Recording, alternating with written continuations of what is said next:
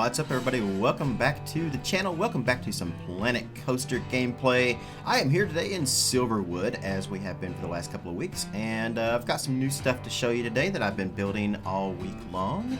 It's been quite busy here in the park over the last little bit. We've built like 4 coasters, well, actually 5 now. I built another coaster this week. Just a simple one, but still just something we could actually get into. But that one, the last one I built, is actually going to be something we're going to show later, like much later, because we still got plenty of other things to show. Lots of things to finish in the park. I can say this though, at this point, every coaster has now been placed in the park. Every coaster we are going to do is now in the park. Now it's all about the theming, the buildings, the shopping, the restaurants, all of that, every single thing. The amphitheater, which we got to build, and just making everything come together and look more like what we want it to. And that's going to be the hardest part, and that's actually what's going to take the longest of anything so far from what we've done. So we're starting off over here today where Ripsaw Plunge is, my version of Buzzsaw Falls from Silver Dollar City, and over here in front of Dynamite, which JLW Games so graciously made for us. And we're going to take a kind of a look over here. We're going to keep going past Dynamite, do its turnaround over here, and we're going to head over to this area. So it doesn't specifically have a name, not the area anyway, but we got a few things here that we are going to show off.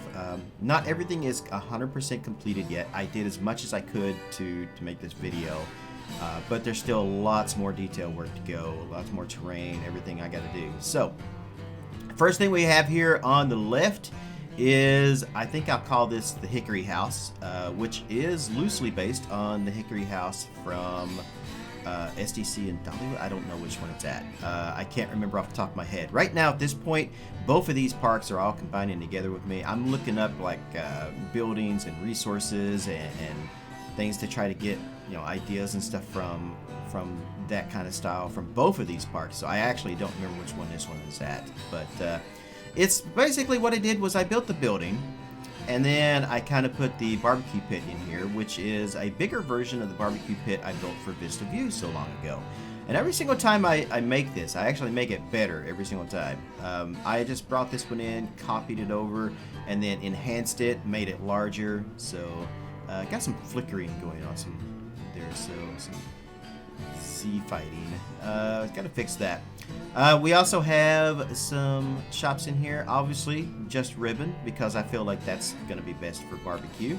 And then I put a Gopi over here as well. I don't know where my employees are right now at the moment. Lazy bastards. Anyway, we also put a fence up here because I felt a fence would be best to kind of hide. Typically, you know me, I like to kind of have path interaction with my rides and stuff, but I figured this one didn't really need it.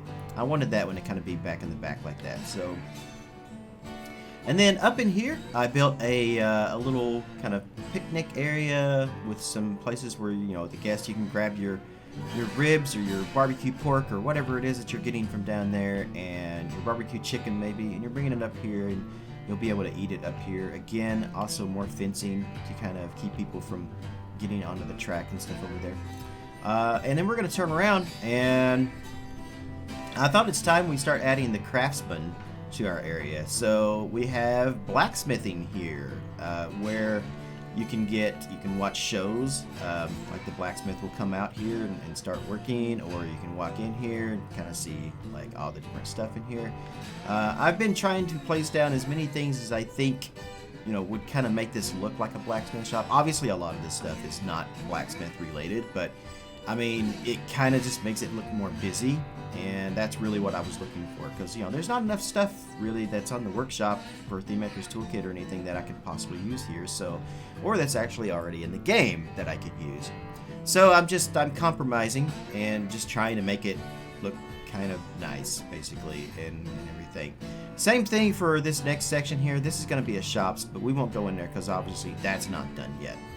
What we could really use is more stuff that would kind of be Dollywood, Silver Dollar City related on the workshop. So I'm doing my best to try to find some time to get into building things, stuff like relearning Blender again, and well, trying to learn it to begin with, and then relearning what I already forgot since last time I worked in it.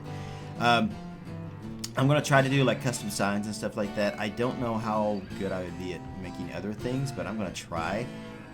Like, it's a couple things off the top of my head that we could maybe use would just be like giant saws. You know those saws that like two people, one on each side of it, would get, like those old time things. I think they probably still use those to this day in some areas, like for certain particular reasons. But it was just like these old two-person saws where one person would be on each side of it, and they would like pull it back and forth to cut down the tree faster than just using a regular axe. So things like that would be really cool. Just metalworks in general, that would do that. Anything like old-timey signs, all of that stuff like that would be fantastic to get. The signs and stuff I could probably make myself, so I'm working on that. The other stuff, not so much. And then, you know, obviously going that way, we've got some stuff that we're going to work on later, so we won't really get into that area. This is more or less, today's episode is just about this section right here as we're walking into this. And we're going to go around to the back here, and I'll show you kind of how I'm decorating this building. We've got open, like, doorways, windows, whatever you want to call it here, so people who are walking by can see the blacksmith's work. You can walk in and see all of their work and stuff on the inside, get like an idea. Like, I don't know who would, it happens, obviously, because they wouldn't have these in these parks if, you know, it wasn't actually happening. But, like, people will go in there and, like, buy, I know they have, like, woodworking people and stuff like that, and, like, people buy wicker, like, rocking chairs and stuff like that are made in these parks, and they buy like these giant things, and it's like I don't think those are gonna fit in the cubby holes on the coasters while you carry them around. And I don't know who would like carry around a giant iron steel pumpkin all day either, which is, I guess, one of the more popular things at Dollywood and Silver Dollar City that the blacksmiths make, is they make these metal pumpkins. I don't know if they do it year round or not, but I looked up a few videos on the blacksmiths and stuff there, and almost every single one of the videos I watched was about making these, you know, steel pumpkins, or these iron pumpkins, these metal ones. We'll just call them metal because I don't know if they're iron or steel or what, but like I guess the kids love them. And you know, like I watched one video where this old blacksmith was, you know, he had this little girl was up there, and he was asking her, you know, you want like a squiggly stem on it, or you want like a straight stem? And then he would like start to fix it up and everything. And then, although I think this was a glassworks thing, because it was, I don't know, it looked like it was like blowing glass, because I've seen them do that before. So, but nonetheless, it appears that is a popular item. So I don't know who would go and carry those around the park all day. It's just really weird. So. But they do have these shops. They do have live blacksmiths working, pottery makers, glass blowers, wood makers, all of that stuff. All the old-time craft stuff is actually at the park, which is really, really cool. I really like that kind of stuff. I wouldn't buy anything from there unless it was something small, like a nameplate or something. Like, they even make, like, house number signs that you would put on your house or mailbox or something like that. They make those there, which is, I don't know, it's just neat how all that works and how they sell those. But let's get off the blacksmith tangent here, and let's go look at our new coaster. So for this park, I love suspended coasters, as you guys know. I absolutely positively love them. So I wanted to build a suspended coaster here. And this is instead of building an invert, we have a suspended. I was gonna try to build an invert in the park, but at this point we're kind of out of room, and there's really nowhere else we can build it. I know some people want me to do a wing coaster. I also had people wanting a dive coaster. They're like, you don't have anything that doesn't have floors, and I'm like, I'm okay with that. But yeah, so I want to introduce you guys to Black Hawk, which I think is a good name for this. You know me, I like my generic, you know, theme park coaster names. So we have Black Hawk here, which is, you know, bird related, obviously, for being a flying coaster of sorts. The station, I actually got the idea to make the station and how I made it actually came from the old water toboggans from Silver Dollar City. I had a picture of that and I was looking at it and I was like, oh, you know what? I could rework this and make this an awesome station for Blackhawk. So that's kind of what we did somewhat. So it's loosely based on that. And then, you know, it's just a coaster that was kind of set back here in the back, and there really wasn't, you know, much back here. So you would just kind of go back there. And the path would kind of end maybe like right there where this plaza is, and that would be where the path would end. But recently, because of expansions to the park, we had to make a path that went around through there, which you guys will probably mostly see in the next episode, I think, is what we're going to kind of get into that. That's what I'm going to work on this week anyway. So yeah, you got a nice little... I wanted to kind of capture the spirit of Big Bad Wolf a little bit too here. So it drops out of the station, and then you have this kind of like turnaround here before it gets to the lift hill that you can see from this path right here. Just barely, just kind of right through the weeds and stuff. You can kind of see it fly around. And then it goes up on top, it goes up its lift hill, which isn't that tall because most of these suspended coasters aren't really that tall. They're all really about 112 feet to 120 feet or less. You know, sometimes they're less than 100 feet tall. And they just have these wide swooping turns, which is perfect for this. However, I think the friction on the suspended coaster is just turned up way too high in general by the game itself. Like, I think the Frontier made it just too strict because it doesn't really flow well. It seems way too slow going around, and it doesn't really like swoop well or anything. So when I got done building this, and I really wasn't happy with the design, I rebuilt this like 2 or 3 times, I think, on stream before I finally found a version I was happy with. And even then, I really wasn't still happy with it because it just wasn't getting the swooping motions. It wasn't moving as speedily through the track as I wanted. It was slowing down way too much at parts. So I was off stream and I was working on it and I was tweaking it, and I was like, I'm just... You know, I was watching videos of like the other suspended coasters, like Big Bad Wolf. I was watching Ninja. I was watching Iron Dragon. You know, all of those coasters like that. I was watching them all, and I noticed they all have these big swooping wide turns, which seems impossible to do at a 1.0 friction that is generally set for these by default. So I just decided I was going to turn the friction completely all the way down. So it's at like 0.3 or 0.4 right now. So I turned it down that much, and I was able to achieve exactly what I want. It doesn't look like it speeds through. Now, I never really look at the speed itself. Well, I do, but I never really go by the actual speed that the coaster says it's doing, because I feel like it just looks way too slow when it's doing that. I wish we had some...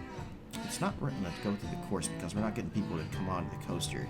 They're all on like other coasters right now. I've got 2,500 people in the park, but you wouldn't be able to tell it from how big the park is and how they're all like going back to the back of the park, I guess, where some of the wooden coasters are. I don't know. But I really wish we could get some views of it actually running. I guess I could put it in test mode. Oh, here we go. All right, so as you can see, it kind of swoops through there. And you can kind of see it kind of swooping around there. And then we'll hit the lift hill here, which I think is a decent speed for the lift hill. I'm fairly happy with that speed. I think that's a 6 miles per hour lift hill, I think. I may have moved it up to 7, but it doesn't seem very slow. So that works for me. And then we got a slow start at the top of the hill, but it picks up speed as it goes around. There we got some swooping. And around through over here. Same thing over here. And then down and around.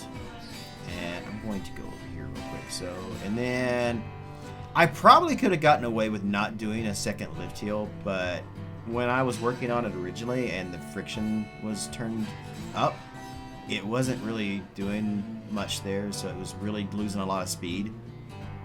So I decided to put the second lift hill in, and then I had to redesign a few other things. But see, I like that. That feels right to me. It does. at no point on this coaster does it ever feel like it's not going, that it's going too slow, basically. So let's, I love how it swoops over the path. This was a concern of mine too, was how to get it over the path twice. And when I first did this, I wasn't happy with it. But once we got the trees and stuff in to kind of block most of the views and stuff of it, of the track and things, I think it worked out really well. I like how it flies over the path now. So we also have it dips down into this right here, which is going to be a ravine. I'm probably going to take more or less probably the we're thinking about using the river rapids and doing like a creek bed down in there, like a little ravine trench creek bed thing down in there, and it will swoop over top of that, come back up over here, and then around to the end of it. Now, another complaint I got from one of my biggest fans was that it needed to be longer. Like, you should put a helix. I'm like, no, it's fine. It's fine. They always want me to make my coasters longer, but I'm perfectly fine with the length of my coasters. You know, it's not the size that matters. It's how it rides, right? Anywho, I guess that's going to be it. That's really all I have to kind of show off today. We are going to get into another one of the coasters next weekend as I continue developing the area and stuff around, and I'll work here and there on our blacksmith shop a little bit too. But it is turning out quite nice. I'm very happy with how all this is actually looking.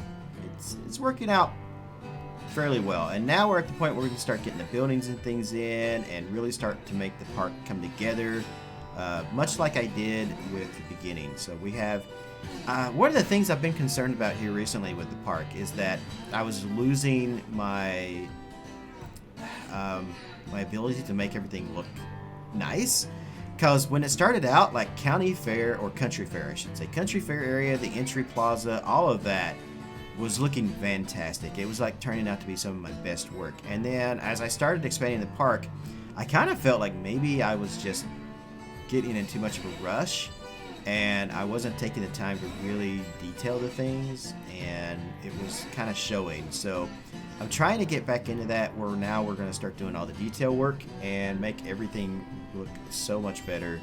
And now that we're getting the buildings and stuff in, we're starting to put more trees and everything in, it's really starting to look more like my original idea, I feel. So, all right, guys, once again, that's going to be it from here at Silverwood. I hope you guys have enjoyed the new look at our newest ride that we have added to the park. And I hope you guys have enjoyed the look at everything else that I've done here. So we are going to head out of here, but hopefully you guys will come back for another episode next weekend. You can always watch me on stream. I will typically stream Planet Coaster at least twice a week, always on a Friday. You can always catch me on a Friday streaming this game. And sometimes on the rest of the week as well. But I've got other games I like to play too, so we'll be doing those as well.